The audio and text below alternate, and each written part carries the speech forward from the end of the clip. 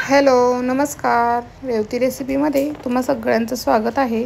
तर आज मी बासुंदी बनवणार आहे. इथे मी 1 लिटर गोकुळचं दूध घेतलेलं आहे आणि एक मोठी कढई घेतली. त्याच्यामध्ये आपण दूध गरम करायला ठेवलेलं आहे आणि सतत आपण दूध हलवत राहायचं. साई आपली येऊ द्यायची नाही, साई मोडत राहायची. आणि हे बघा, छान असं घट्टसरपणा, दाटसरपणा आपल्या दुधाला येत चाललेला आहे. आणि कडेला जे चिकटलेलं दूध आहे ते आपण सतत काढून घ्यायचं.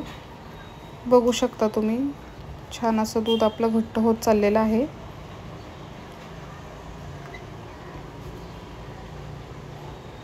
ह्या पद्धतीने सतत आपण कडेला जे चिकटलेलं दूध असतं ते काढून घ्यायचं.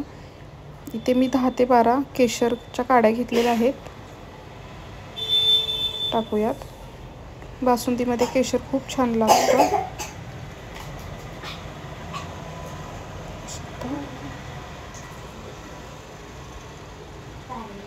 त्याच्यामध्ये मी साखर टाकते. 2 वाटी साखर टाकणार आहे.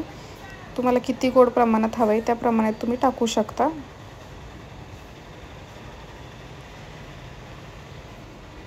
व्यवस्थित मिक्स करून घेऊयात.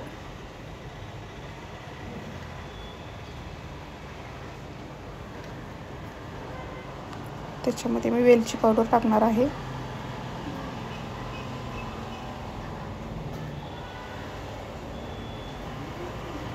वेलची पावडर टाकली की व्यवस्थित असं हलवून घेऊयात. त्याच्यामध्ये काही मी बदाम घेतलेले आहेत, कट करून बदामचे तुकडे, ते टाकूयात. व्यवस्थित असं मिक्स करून घेऊयात.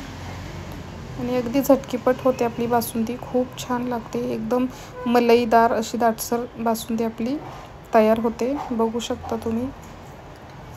आणि केशरमुळे एक वेगळा कलर आलेला आहे, टेस्ट ही वेगळी येते. पाहू शकता तुम्ही. खूप छान अशी आपली बासुंदी तयार आहे. तर व्हिडिओ कसा वाटला तो तुम्ही मला नक्की कमेंट करून सांगा. व्हिडिओ जर आवडला असेल तर चॅनलला माझ्या नक्की सबस्क्राईब करा. आणि ह्या पद्धतीने तुम्ही बासुंदी करून बघा आणि मला नक्की कमेंट करून सांगा. खूप छान अशी आपली बासुंदी तयार आहे. बघू शकता तुम्ही.